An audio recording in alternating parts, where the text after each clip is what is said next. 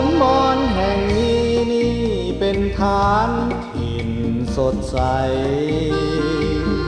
สมแล้ววิไลเห็นไกลสุดตาพาฝัน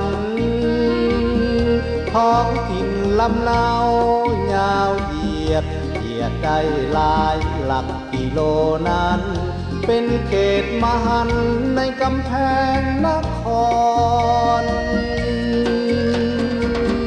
หนทางกว้างงามผู้คนเที่ยวท่องไปมาน้ำของทาราเลือดลาลากไหลสู่คอนเห็นหนุ่มสาวลงลอยเล่นอาบเย็นหยอกเย้าหน้าอ่อนซ้อนนกหินกับคอนเมื่อยามคอยคำคืนวันเพ็ญแสงเดือนแสงดาวส่องมาสุขอุราณภาพาใจซื่นซ้ำเดอะคอนคืนเสียงแคนกับโอลำเสียงคุยซ้ำเติมคำนำสุขเหลือลำสวนมอนแห่งนี้ใครเคยได้มาติดตาฝันเพ้อหาเมื่อแล้วหวนมาบ่เดือนเลิกลาหลีกหนีแม้เกิดชาติใดขอจงเกิดในถิ่นฐานบ้านแห่งนี้ถึงศูนย์สิพลีจะบอกขอห่าง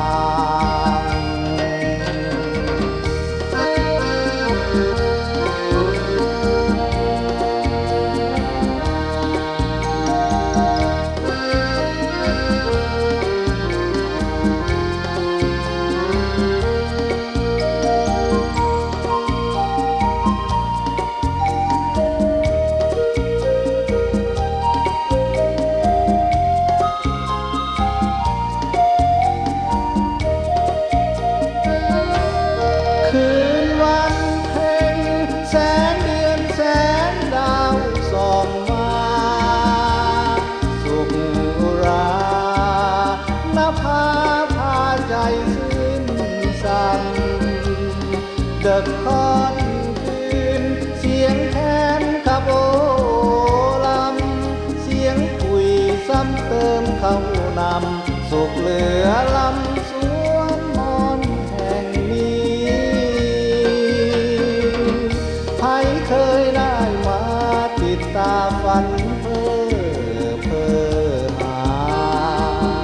เมื่อแล้วหวนมาบ่เดือนเลิกลาหลีกหนีแม้เกิดชาติใดขอจงเกิดในถิ่นฐานบ้านแห่งนี้ถึงศูนย์สิพลีจะบอกขอ